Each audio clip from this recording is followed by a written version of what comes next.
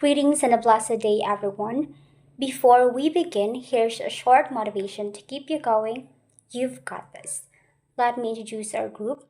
We have Miss Sherelle, Mary Ann, and yours truly, Kyla, and we are here to guide you for another discussion. But first, I want you to ponder this question: what makes a book worth reading today? Now, you might be thinking of certain standards: depth, relatability, emotional impact. And these reflections lead us straight into our topic: issues and challenges in popular literature. And here are our learning objectives. By the end of this lesson, students should be able to explain the key challenges affecting popular literature today and react on issues and challenges in popular literature. Okay, challenges facing popular literature. What is popular literature? Popular literature refers to written works created for mass audiences. It's designed to entertain, often using accessible language, familiar tropes, and engaging plots. Think romance novels, fantasy series, detective fiction, and even digital storytelling.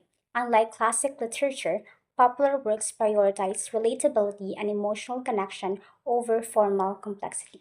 Let's briefly distinguish it from other literary types. Contemporary literature reflects current themes and societal issues, typically from post World War II era to the present day, while emergent literature encompasses new, often technology influenced works like blogs and manga that are just uh, beginning to gain prominence and integrate traditional and modern forms. We have examples of popular literature here. We have the Wattpad stories, Break the Casanova's Heart by Olalani, and Hell University by Night in Black. Why? Why they are popular literature? Because they're widely read, emotionally engaging, and accessible to young audiences. They reflect everyday experiences and resonate with readers, the hallmark of popular literature. Let's begin with a bold claim: literature is in crisis. While this may sound dramatic, it reflects a growing concern among educators, writers, and readers. Fewer people are reading for pleasure. Literary studies are declining, and the cultural value of literature is being questioned. So, what's causing this shift? You have challenge number one: postmodernism. Postmodernism changed how we read and understand text. It says that meaning isn't fixed, it depends on the reader. While this allows different interpretations, it can also confuse people who want clear messages. If a story feels too random or ironic, some readers lose interest. Postmodernism in literature is a movement that emerged in the mid to late 20th century, reacting against the ideals of modernism and traditional storytelling. It's known for being playful, ironic, and experimental, often challenging the very idea of what literature should be. Okay, example, we have Pugad Baboy by Paul Medina Jr. It is a satirical comic strip series blending humor, parody, and social commentary. It features recurring characters in absurd, ironic situations. Those expecting linear narratives or clear morals may find the randomness and sarcasm confusing. Pugad Baboy centers around a fictional community in Manila filled with quirky, often overweight characters, hence the name Baboy. Why it can confuse readers? Because tone shifts rapidly. We have from humor to serious in a few panels, and social critic is embedded in humor, making it easy to miss or misinterpret. Challenge number two: mass media. Reading now competes with movies, TV, video games, and social media. These are fast and exciting, while reading takes time and focus. In today's busy world, many people choose quick entertainment over books. Let's reflect. Do you spend more time scrolling through Facebook or binge watching than reading? Most of us do. And even libraries feel the shift: fewer visitors, fewer borrowed books. And we often say we don't have time to read, yet we have time to refresh our feeds. The real issue is that we lack attention. Reading asks us to slow down and engage deeply, while mass media offers us speed and escape. Here's a proof. Uh, Example Facebook in 2025, over 19 million Filipinos use social media, and Facebook remains the most dominant platform. This means that mass media is winning the battle for attention. Challenge 3. Lots of books are bad. Not every book is well written. Many popular books follow the same formula or lack depth. While light reading can be fun, too much of it can make people think all books are boring or pointless.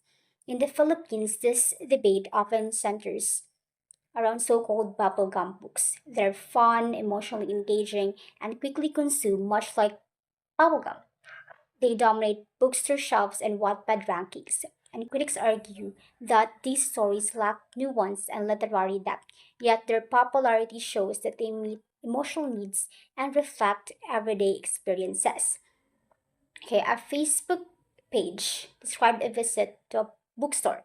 The Philippine fiction and literature section was not filled with works like by Nick Joaquin, but with titles like Alalay Kong Astig and Cassandra's Big Love. And the person shared that the experience was often excruciating, with paragraphs of cliches, poor editing, and grammar issues. Now, these books sell well, so they are displayed more prominently. The real challenge is helping readers transition from light reads to a richer, more layered text without shaming their preferences. Another example is self published online fiction.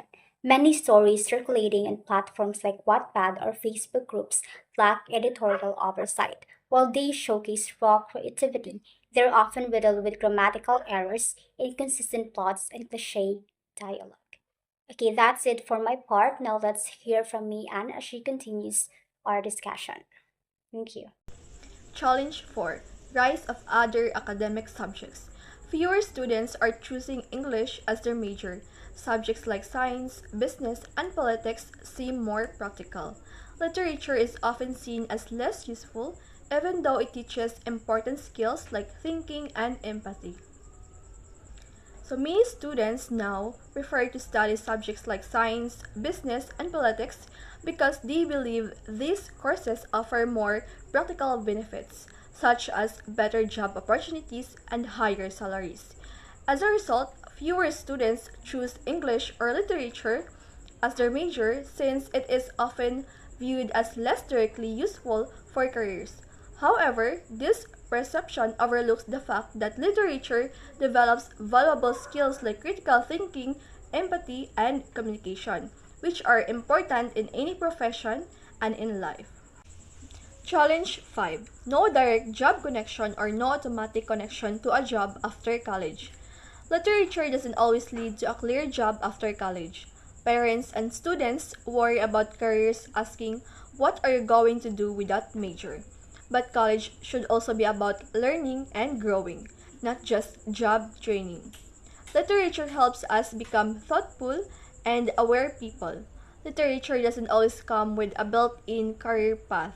Unlike nursing, engineering, or accountancy, it doesn't guarantee a job title after graduation.